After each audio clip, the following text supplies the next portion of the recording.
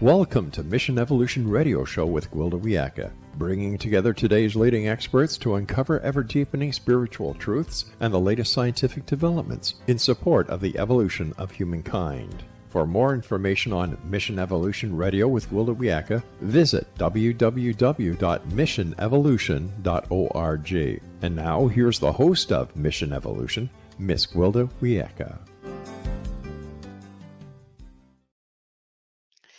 When was the last time you laughed? What if laughter was proven to be one of the greatest healers? Would you make a point of laughing more often? Mission Evolution Radio TV show is coming to you around the world on the X-Zone Broadcast Network, xzbn.net. With us this hour to delve into the healing power of laughter is ROS BEN-MOSHE. ROS is a laughter, well-being, and positivity author and academic. She's an adjunct lecturer at the School of Public Health and Psychology at La Trobe University, Melbourne, where she coordinates the laughter, resilience, and well-being online professional short courses. ROS is the author of Laughter, The Laughter Effect, How to Build Joy, Resilience, and Positivity in Your Life, and Laughing at Cancer, How to Heal with Love, Laughter, and Mindfulness. Her website, rosbenmoshe.com. ROS, thank you so much for joining us on Mission Evolution. Oh, it's my absolute pleasure to be here. Thank you for having me. This is such a wonderful topic. I've been intrigued with it for a long time. And I guess there's more studies and everything out showing that indeed it's a good medicine. How did you first become interested in laughter as a medicine? Well, I was sort of at that fork, in my life, and I sort of thought I'd figured it all out, that the key to well-being was nutrition, but something inside me said it's a little bit more complex than that. And I decided to go back to do some postgraduate studies, and the university said, that's fine, but you need to have a little bit of, experience in more of a health promotion field. And as luck would have it, there was a World Health Promotion Conference in Melbourne, and I volunteered as a rapporteur and loved absolutely every single session. And in between all of these serious sessions, there was a laughter yoga session. So that's a simulated laughter exercises together with deep breathing and clapping. And I was thrown into this room with strangers. And for 30 minutes, I experienced the exhilaration of laughter.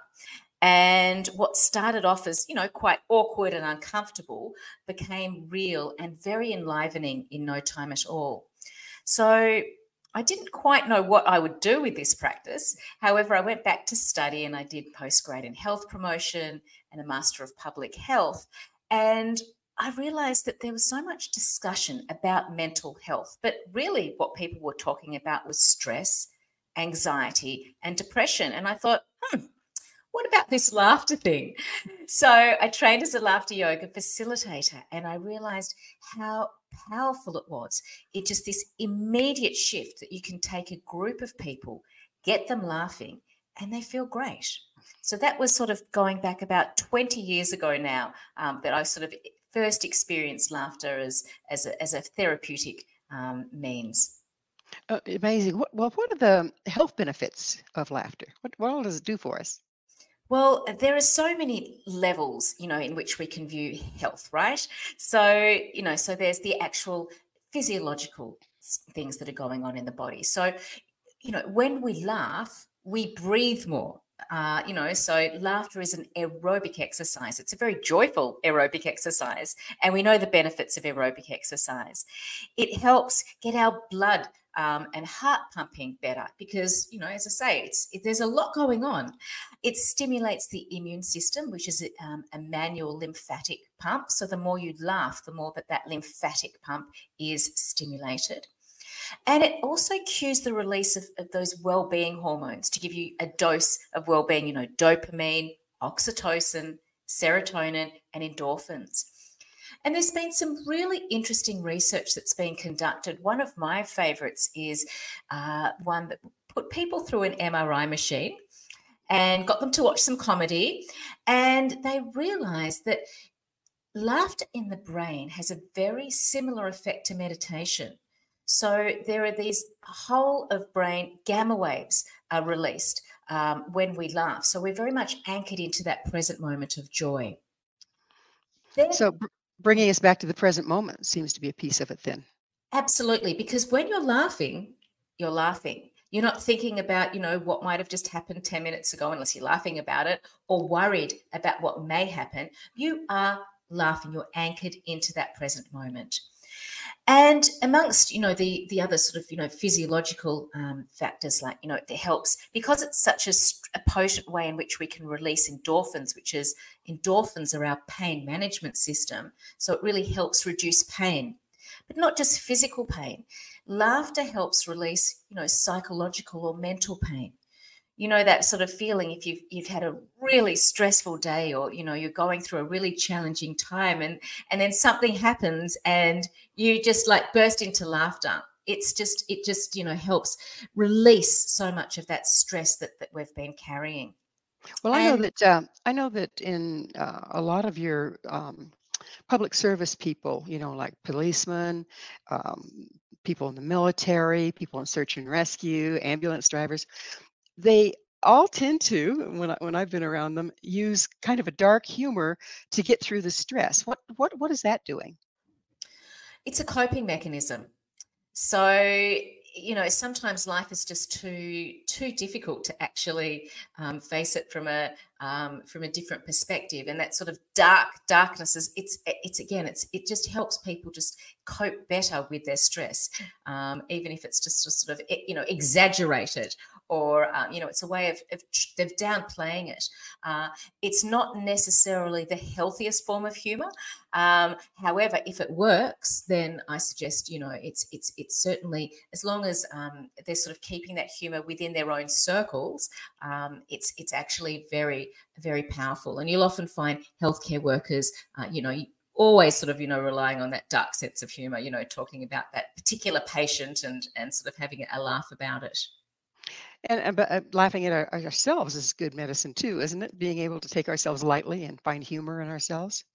It's very important. It really enhances our resilience to stress. So, as I say, life can be very serious. And the last thing we need when life is serious is for us to take ourselves so seriously in it.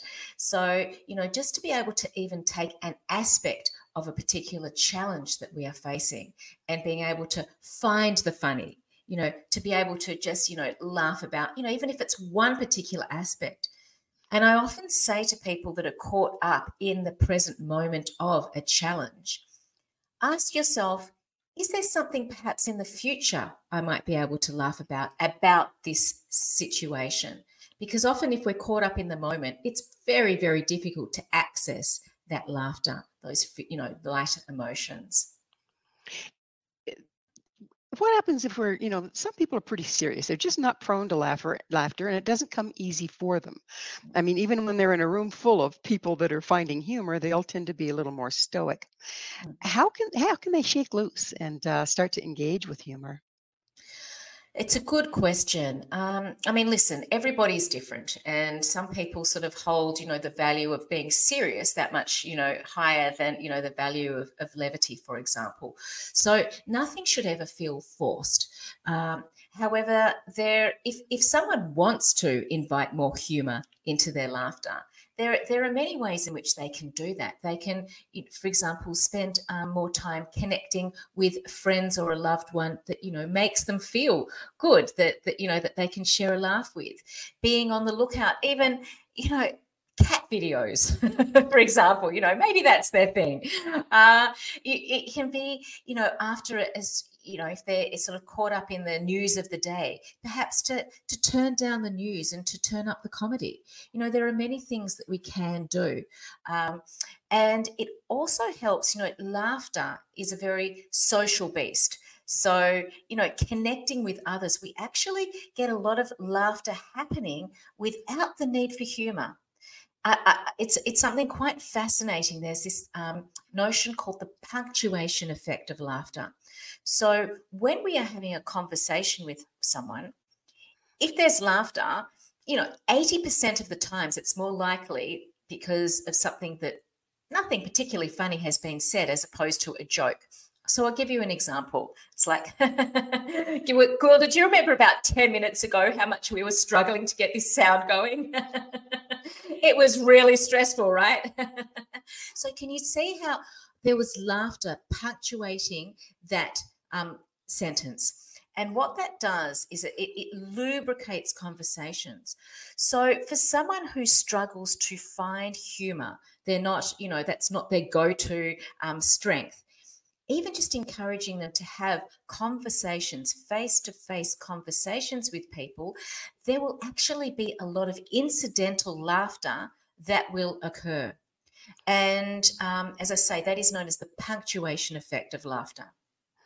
It's there's so many different kinds of laughter, and we're just about out of time in this segment, but I'd love to go into them later in more depth. But what about cynical laughter? Again, I think there's a hierarchy of humor. So dark humor and cynical, I would say, is the sort of, on the scale of, lower health benefits, as opposed to, that positive humor style, So again, it's a coping mechanism. It helps people, just be able to respond to a situation, and it sort of helps quell that sort of, that potency of whatever it is that they're dealing with.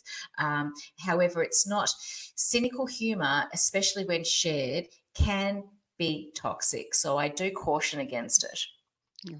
Well, it is that magic moment. We're going to take a station break. Roz and I will return very shortly, so don't you go away. This is Mission Evolution, www.missionevolution.org. What tickles your funny bone? With us this hour discussing the healing power of laughter is Roz Ben-MOSHE. Roz is the author of Laughter, The Laughter Effect, How to Build Joy, Resilience, and Positivity in Your Life. Roz, laughter is such a wonderful topic, but there is it's so dynamic, really. And we were talking earlier about how cynical laughter or dark humor is kind of on the low scale of benefits. It has benefits, but it's kind of on the low scale. Another form of laughter I'd like to address is, do you know how when a person, they're really going through it, it's been a horrible time. I mean, maybe they've even been crying, and all of a sudden they go into an almost hysterical laughter. What's going on there? Again, it's human emotions. They're so complex, but it's interesting because sometimes I'll facilitate a laughter yoga program, and I'll end with a laughter meditation. And at the end, there'll either be people sort of laughing with joy or laughing just like with tears streaming down their faces as this release. And again, it's just laughter begets laughter. So, laughter is very contagious. And when we sort of start laughing, and even if it's that sort of motivation is the release, or whether it's the joy, it just keeps maintaining itself.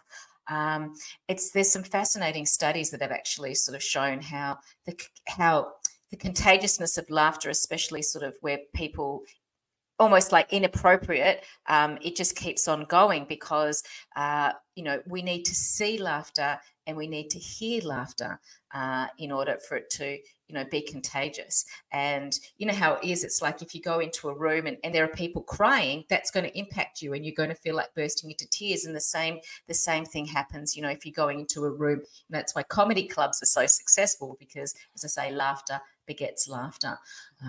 So, yes. Well, when we're going to a funeral, say for instance, the Celts there was 3 harpers. It was a story of 3 harpers. First, they would go into deep grief, then they would go into hysterical laughter, but the process wasn't done until someone played the lullaby. That's calm at the end. Wow. What's operating there?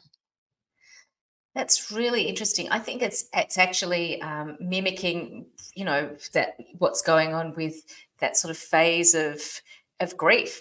Initially, you have that sort of more gravity, and then you just have that release because it just gets too much, and then you're calming down. That's actually beautiful. I've never heard about that before. So I think that it's a really wonderful way of being kind to your nervous system, really, allowing it to sort of pass through those sort of phases of, that sort of grief, and then the riotous laughter, and then, calming it right down. So, yes, it's fascinating. I know when it came to my late father's funeral, I know that I invoked laughter, through the eulogy that I gave. And I know how powerful that was in terms of, people who'd come to pay their respect, that they were sort of taken by surprise, because not every culture has that tradition of, being able to laugh, to celebrate someone's life. And I think that it was a very powerful thing to be able to lead a community using laughter, just drip fed throughout, sort of not quite like you were describing, but similar principle. Sometimes people will go into laughter as a defense mechanism. Okay. Is that still effective? When they just kind of throw in laughter when they're nervous or whatever? Again, it comes to this, the health benefits that you have. So again, it's important for some people because it helps diminish their anxiety. Is it something that I'm going to recommend to everyone? Not so much. So the two sort of most positive humour styles that are associated with positive wellbeing are self-enhancing and affiliative. So they're the ones that actually make you feel better. They're enhancing yourself, or they bring you close to another person.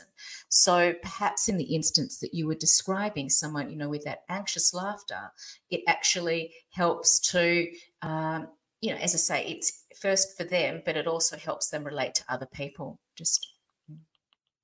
So laughter, as you said, can actually change our brain chemistry. What all goes on there exactly?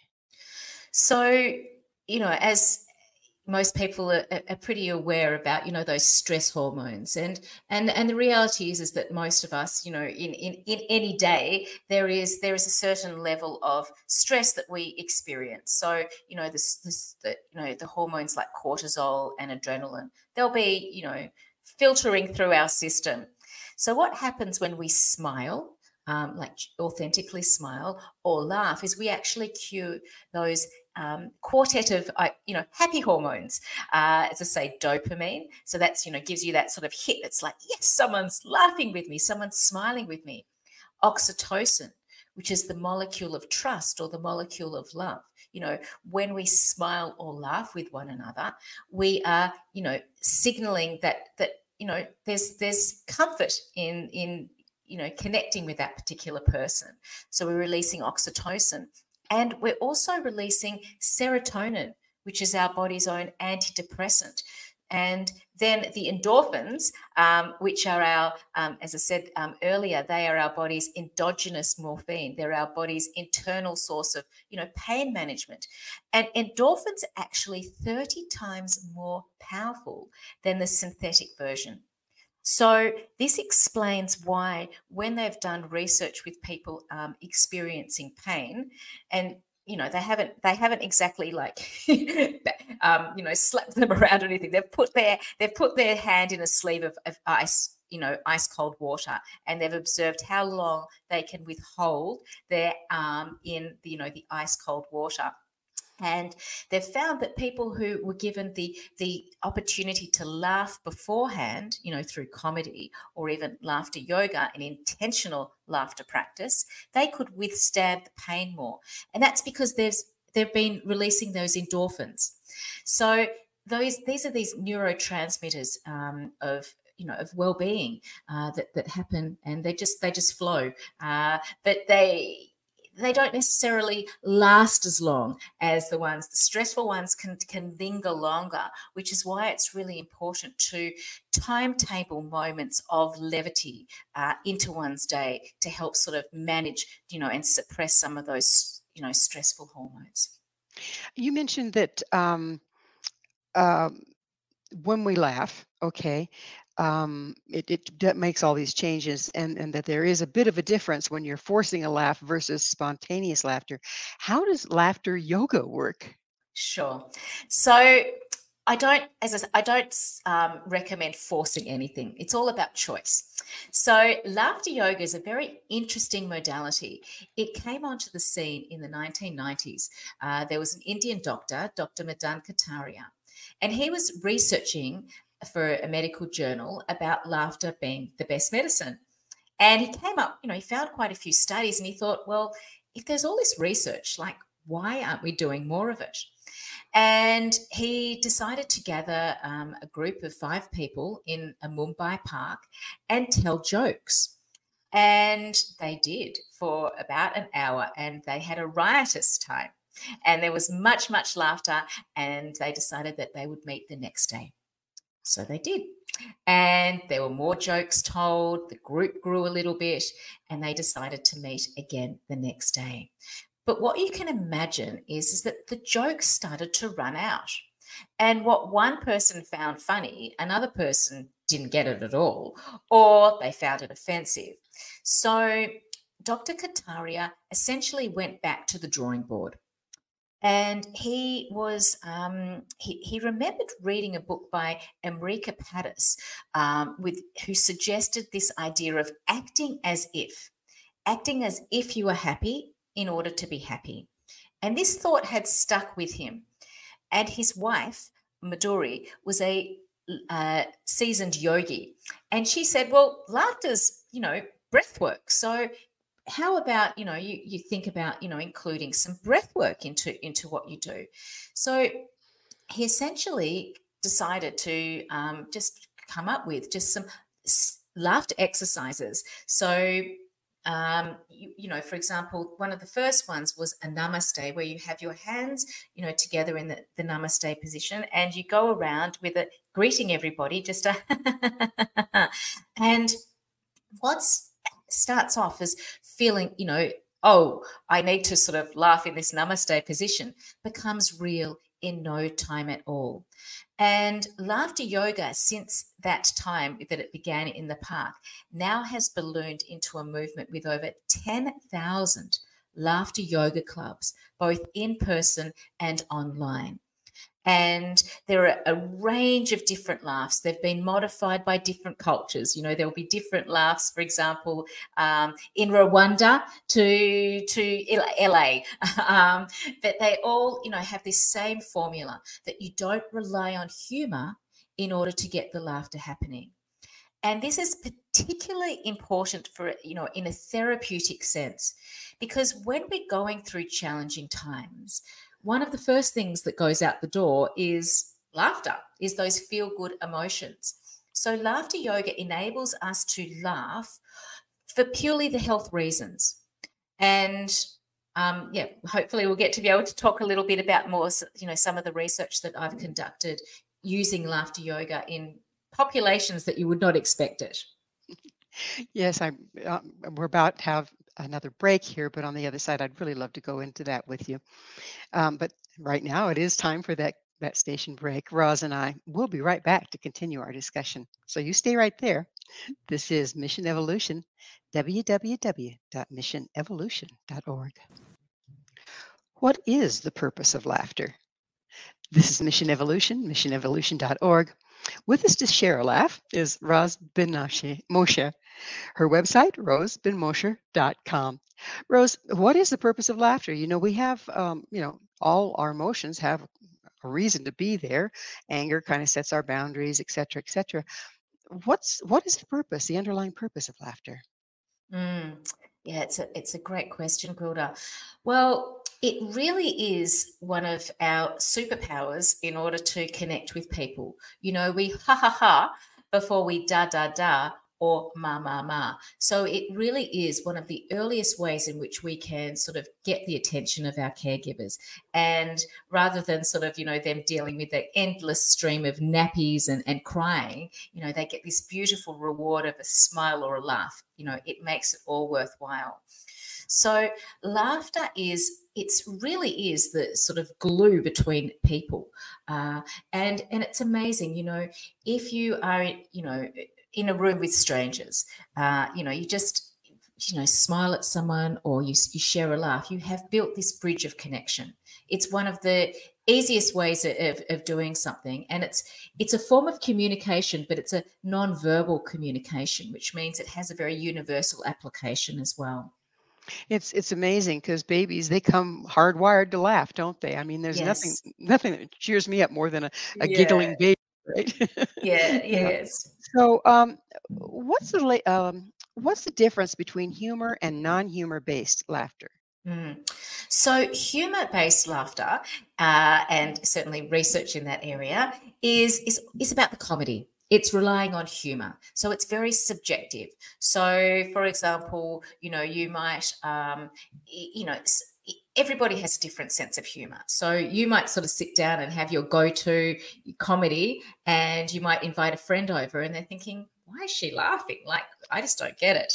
So, humor is fantastic when it works, right? But there's in-humor, but the benefit of non-humor based laughter is actually just working with this sort of laughter for laughter's sake, choosing to laugh and then for the feelings to follow. So rather than being happy and laughing, you laugh in order to be happy.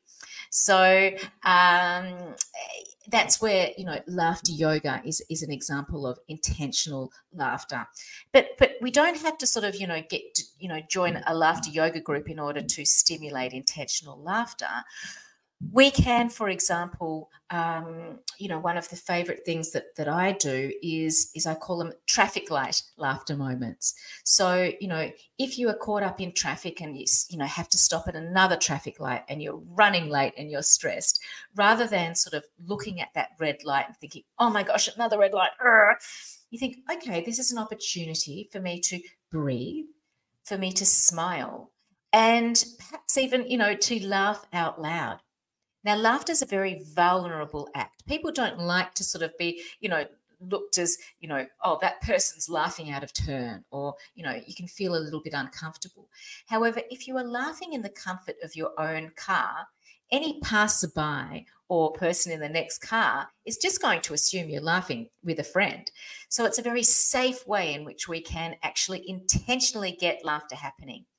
And I'm talking about a number of seconds, like literally, red light, breathe, smile. It changes our physiology just like that. It's pretty much amazing. So, what is the latest research in humor and non-humor based laughter therapy? Well, it's interesting. The main type of laughter therapy up until the early 2000s was all humor-based. And then, as I say, Dr. Kataria introduced laughter yoga into the scene. And what that did was it has now increased the number of laughter research programs. And it's a much easier way to dose. To sort of control that sort of dose of laughter. So we have got laughter. When you are relying on humor, you don't know how much someone's going to laugh in a particular 30-minute period. So one of the main areas in which we've got a burgeoning of new research is in anxiety and depression. No surprise really there, because obviously it's one of the major issues that we as a society, global society, are experiencing.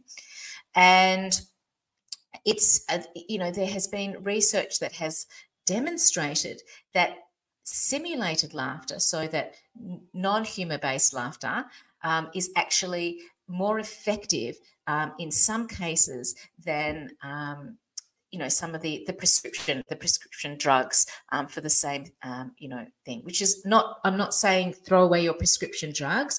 I'm just saying that when we can activate up to 15 minutes of laughter, it really changes our physiology profoundly. And there is, as I say, there's a growing amount of research that is demonstrating that.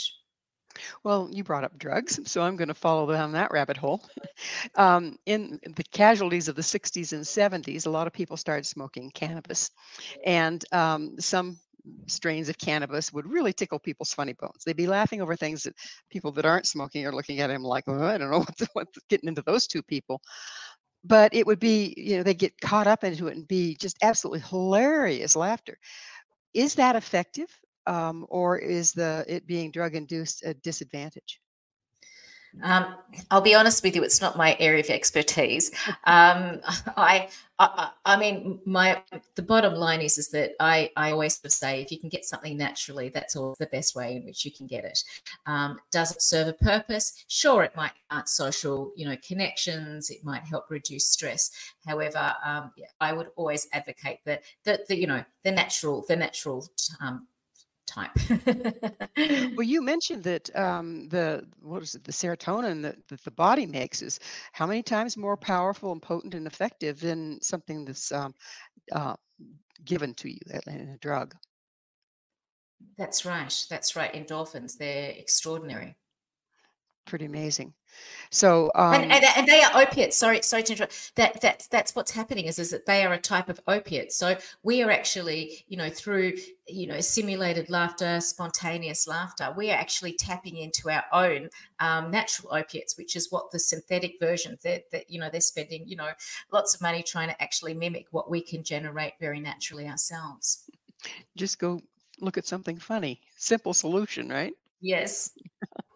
Okay. So is laughter used in hospital settings? In where is this coming down to the pavement? Where is it being used? So community health groups, it's certainly being used a lot in aged care. For example, I in Australia was involved in a research study where we introduced laughter yoga activities into residential aged care facilities, and I ended up training 120 plus lifestyle staff to facilitate laughter programs in their centres. So aged care, it's certainly quite popular. There has been research done in hospitals, and it's happening, in various pockets of the world. I was involved in one particular research project, would you believe, with dialysis patients. So we are talking about people with some of the lowest sort of, disability lifestyle, years. And, the first time I sort of walked into a dialysis ward, I thought, how are we going to be able to get the laughter happening here? However, it was an example of, not necessarily being able to sit for people to be able to see other people laughing, because you've got, these huge blood bank machines that they're propped up, and, you've got one arm that's attached to, the machine. But because the laughter was being heard, it spread so much so that people who were walking, down the corridor of the hospital would sort of poke their head in and think, what's going on in here? What's so there are definite. It's I can't exactly say it's mainstream, and there are some types of health situations you wouldn't be recommending laughter. So I had a personal experience of bowel cancer.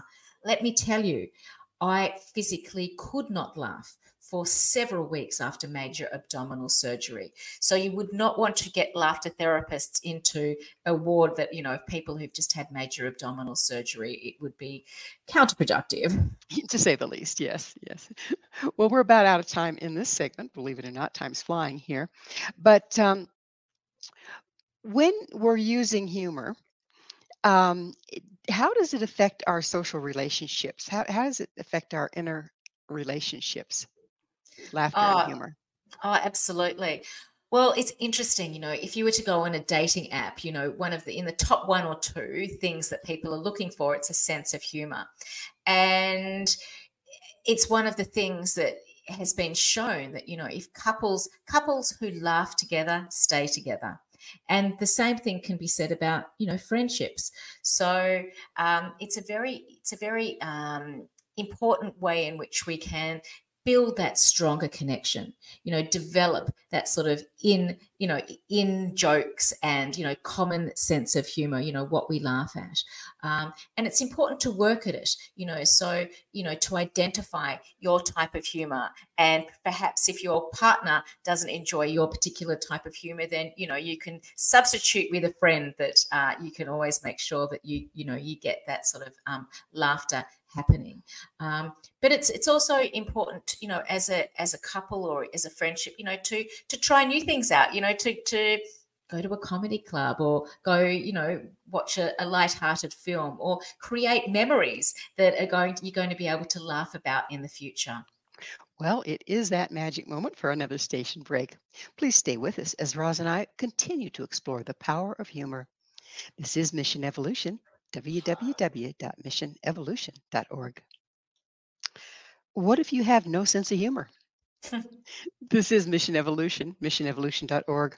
We're continuing our discussion with Roz Ben-MOSHE. Her website, rosbenmoshe.com. Roz, what happens if you have no sense of humor? I mean, you'd think everybody does, but I've seen some people that are awfully, awfully stern.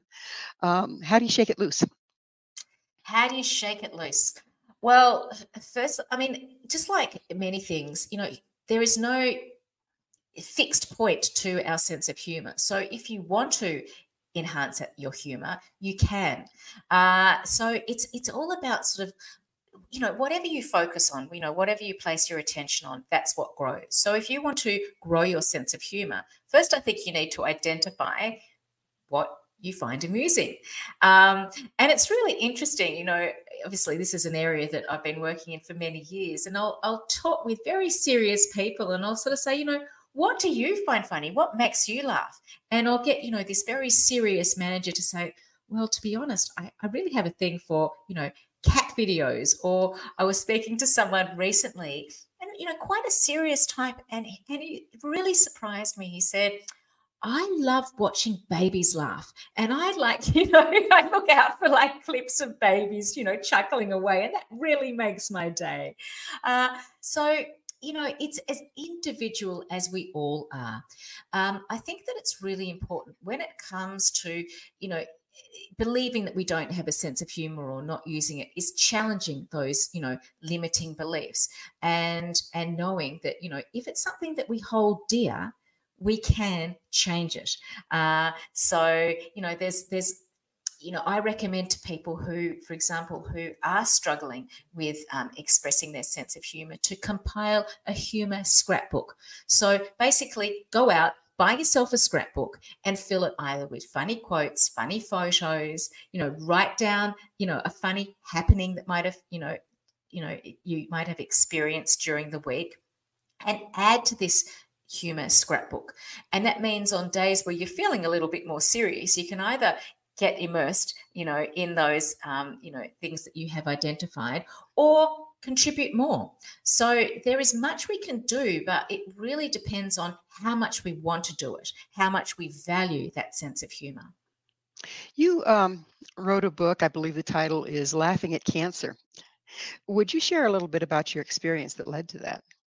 Sure. So I'd already been a laughter yoga facilitator for around, I think, about 5 years. And I was also lecturing in health promotion and public health. And to be honest with you, I was really good at preaching about laughter being the best medicine. Anyone who'd come, I'd present to, I'd say, you just laugh more. It's really good for you. Let's laugh. And then out of the blue, I got a bowel cancer diagnosis. So this was a time in my life where, firstly, there's nothing funny about a cancer diagnosis. I certainly was not in the mood for laughing. I was 42 going on 43. I was very much looking forward to a very full life ahead of me. I had 2 young boys, not so young, but 12 and 15, and my partner. And I really, this thing that had been, I'd taken for granted my whole life, laughter, was taken away from me. And it was a fascinating time in that I had been I hadn't really done a lot of corporate work, but I actually had been booked for a corporate ladies lingerie company to facilitate, a mid-year party for them, using laughter yoga. And this was 3 days, turned out to be 3 days prior to major bowel surgery. And I thought I really should cancel, but it was such late notice. I thought I didn't feel right about that. And I walked into this room and, 30 plus excitable women and, a variety of lingerie displayed and blah, blah, blah. And I, went through, the usual spiel of, the health benefits of laughter. And then I spent, the 30 minutes doing laughter yoga with them. So simulated laughter exercises, clapping and deep breathing. And after that 30 minutes, it was the first time that I actually acknowledged that I needed this practice much more than the people I was facilitating it for. And it enabled me to go into that, almost 6-hour surgery just with a little less of that sort of heaviness that had descended upon diagnosis. And then I found that, I couldn't, I had a plan. It's like, okay, after surgery, I'm going to laugh lots. Well, that plan went out the door. I could barely breathe. So this was really, I suppose, the time in which the genesis of the laughter effect began, in that I had to think about other ways in which I could tap into this energy of laughter, into this energy of joy without physically laughing. So that's sort of what became my first book, Laughing at Cancer. I journaled, and every opportunity I had, I would try and, find any silver lining. I would reframe things. So, cancer is often referred to as the big C. I refer to it as the little c. And that was really important, not only for my own well-being and healing. It meant that, yes, there was a malignant tumor in my rectum, but the rest of me was healthy. And that was very empowering. And it also helped diminish some of the stress that my boys were feeling. It's like, Mum doesn't have the big C. She's just got the little c. So, there, and then, the operation that I had 4 months, I had a full bowel resection because it's the only way you can test whether the cancer has spread. And for 4 months, I also had an ileostomy, which is a sac you wear on the outside of your belly to process your waste. And after 4 months, the operation is called a bowel, a reversal. And I decided, no, I don't like that terminology. It sounded inherently negative, going backwards. So I reframed it as a bowel reconnection. Mm-hmm. And, these sorts of things, or, just finding things, that I could smile about in my day. And I think it's really important for people to understand that when you are going through adversity, no matter the specifics of it, you need to tap into micro moments, small moments that you can really enhance your joy. And so for me, it might have been adding just some smiling to my regular meditation practice. It might have been just really savoring that opportunity to have a lovely conversation with a friend. Or even just in the morning, if I was feeling particularly flat, just appreciating hot water coming out of the faucet. So it is getting close to the end of the show, and I don't want to close it without asking you, Roz, what is your mission? I'm on a laughter mission. I am really on a mission to demonstrate to people that we cannot leave feel-good emotions, smiling and laughter to chance. We need to timetable moments for smiling and laughter and levity in our day. The more we do that, the more we actually create neural pathways that are, directed towards, joy. And, we really need to seize the moment, and we need to tune in. Every day is different. Sometimes we might need to actually have a belly laugh. Sometimes, we might need to just have more of a quiet smile. Sometimes, it might be about having a conversation, and always starting the day by placing a heartfelt smile on your face. No matter what the day may present, it's signaling to your whole physiology just that, sense of ease, and will make whatever comes your way that much easier. So really building that toolkit of resilience, for these things. Do you believe that their humor can be found in any situation? You can find it. I mean, it's, what you seek, you see. So if you seek to find it, you'll find it. And isn't that kind of a key? Is a change of the way we perceive things? Isn't that the key to finding humor? Absolutely. Absolutely. It's the key to any sort of these feel-good, positive emotions, because they tend to be less obvious. So, we really need to pay attention to them. And as I say, what we place our attention on, what we focus on, that is what grows. And necessarily, then there's less space for the other, less, health supporting things to sort of creep in. Do you find journaling very helpful in starting to make that switch over to finding humor versus the downside and everything? So powerful, so very powerful. It's amazing. I actually find pen and paper is actually even more powerful than tapping away on a laptop. There must be something about the eye-brain connection or something. It's really important because you can always say, okay, I'm going through this time. Can I view this challenging time through the lens of awe, or through the lens of gratitude, or through the lens of humor? And when you are actually, journaling about it, it's amazing what comes out. It really is. It is amazing. Well, unfortunately, this has just flown by, but we're out of time, Ross. Oh, Thank you so much for coming on the show. Thank you so much. Wishing you all the best. Thank you. Our guest this hour has been ROS Ben-MOSHE. ROS is the author of numerous books, including The Laughter Effect, How to Build Joy, Resilience, and Positivity in Your Life. To find out more about ROS, where you can get her books, visit her website, rosbenmoshe.com. This has been Mission Evolution with Gwilda Wiyaka. For more information or to enjoy our past archived episodes, visit www.missionevolution.org. But most importantly, please be sure to join us right here next time.